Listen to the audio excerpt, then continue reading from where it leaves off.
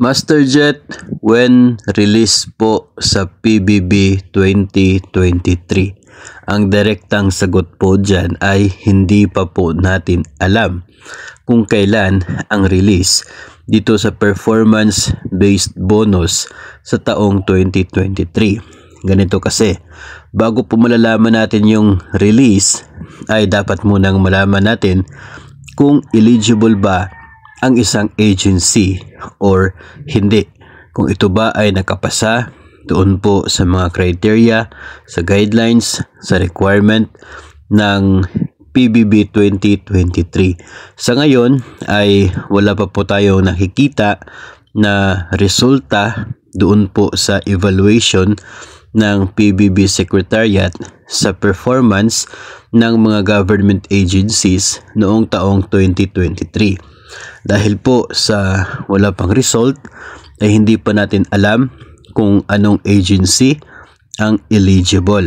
Maging ang DepEd, DBM or other government agencies.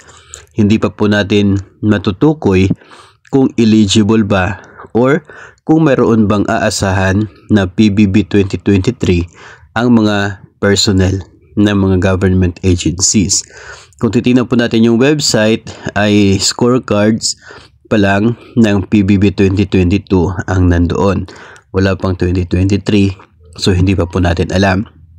Noong nagdaang taon sa PBB 2022 ay, if I can still remember right, no, January 26 yung petsa ng letter ng PBB Secretariat papunta sa mga government agencies tungkol sa kanila pong eligibility. Dito tinukoy kung ang isang agency ay mayroon bang aasahan ng PBB 2023 or eligible ba sila. Pumasa sa 70 na score na cut off. So sa ngayon baka malapit na, no? Kasi January na po, magtatapos na yung January.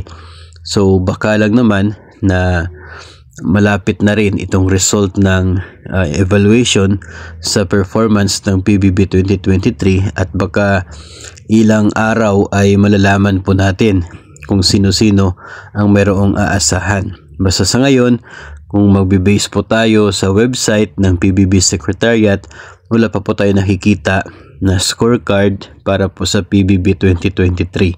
So hindi pa natin matutukoy kung sino ang eligible, sino ang dapat na mayroong aasahan.